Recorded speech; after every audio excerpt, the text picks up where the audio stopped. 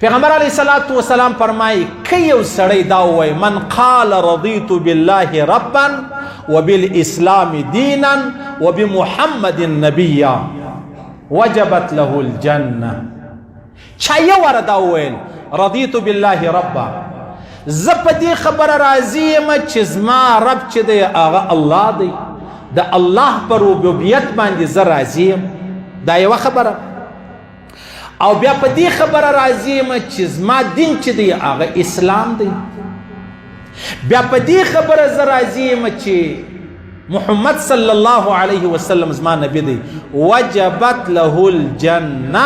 پیغمبر علیه الصلاة والسلام فرمایي د ابو داود شریف حدیث دی د دې سړي دپاره جنت چې دی هغه واجب سو. ورشته جنریټر چلو پوه سولاس په دې خبره باندې رضیت بالله ربا وبالاسلام دینا وبمحمد نبیا.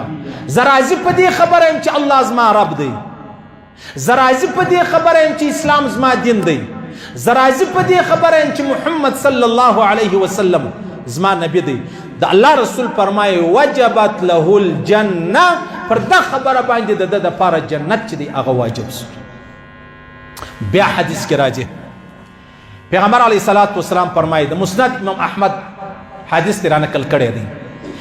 پیغمبر علیه الصلاة والسلام فرمایي چې کوم سړی دا کومې کلمې چې ما درته وښولې دا یو واره ووایي، یا د الله رسول فرمایي کوم سړی د سهار لمانځه بعد سهار او ماښام درې واره دا کلمې وایي رضیت بالله ربا وبالاسلام دینا وبمحمد نبیا. دا کلمې سهار هم درې واره ووایي، ماښام هم درې واره ووایي. د الله رسول فرمایي پر الله لازمه ده چې د قیامت په ورځ به دغه سړی هم راضي کوي هم بې خوشحاله کوي، هم راضي کوي هم بې خوشحاله کوي. راضي دا معنا چې الله رب العزت به دی څه کوي د جهنم راخلاصوي. خوشحالي دا معنا چې الله رب العزت به دی جنت لره بیایي. کم سړی سهار او ماښام درې واره دا کلمې ووایي رضیت بالله ربا وبالاسلام دینا وبمحمد نبیا. د الله رسول فرمایي پر الله لازمه ده چې د قیامت په ورځ به دغه سړی هم راضي کوي او هم خوشحاله کوي. آینده کې به وایي او سهار هم ماښام هم. زه الحمدلله دا کلمې وایم، زه وایم.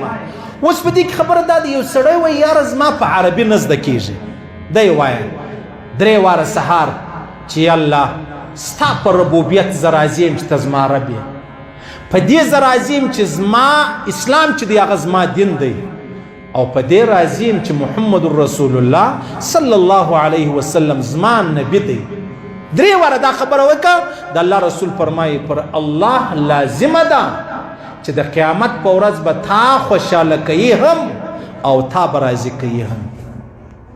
بیا بل حدیث درته وایم د طبراني حدیث دی، واورئ. د الله رسول فرمایي کوم سړی چې سهار مال دغه ذکر کوي رضیت بالله ربا وبالاسلام دینا وبمحمد نبیا.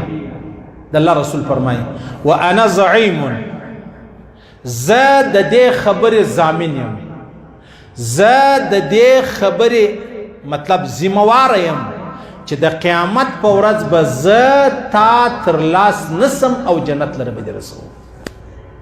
کم سړی سهار وخت دا کلمې وایي درې واره به وایو، درې واره.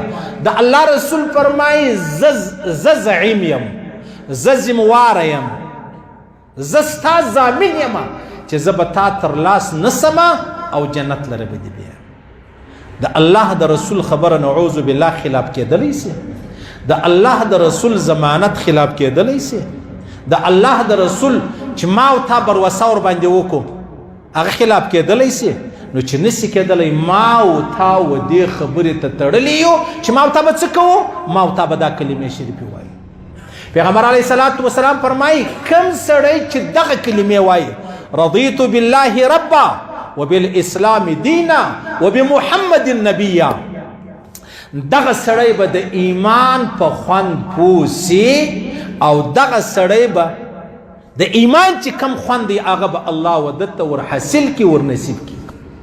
بیا د مسلم شریف حدیث دی پیغمبر علیه الصلاۃ والسلام فرمایي کم سړی چې د اذان بعد دغه کلمې ووایي د اذان بعد د الله رسول فرمایي الله به ستا ټولې ګناوې در معاف کی.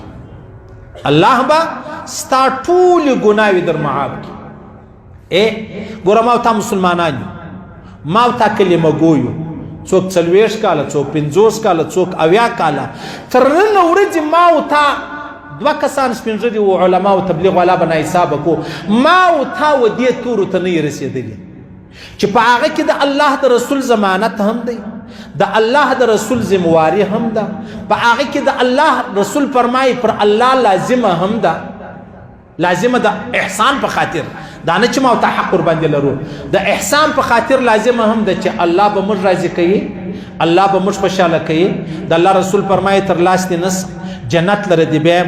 د الله رسول فرمایي من قال رضيت بالله ربا وبالاسلام دينا وبمحمد نبيا وجبت له الجنه. د الله رسول فرمایي ابو داود شریف حدیث دی د دې سړي د پاره جنت چې دی هغه واجب شو. تر دې بالا لوی کلمې ستا، تر دې لوی کلام ستا، تر دې د فائدو خبرې ستا نستا. ما تا ولې تبایو؟ ما او تا دنیا تبا کړو. دنیا کونو من ابناء الاخره ولا تکونو من ابناء الدنيا. د الله رسول فرمایي تاسو د آخرت زامن د ځانه جوړ کړئ. حضرت علی کرم الله وجهه روایت دی تاسو د دنیا زامن د ځانه مه جوړوئ. موږ نن د دنیا زامن له ځانه جوړ کو ځکه تر ګرد دنیا ذلیل هم یو او خوار هم.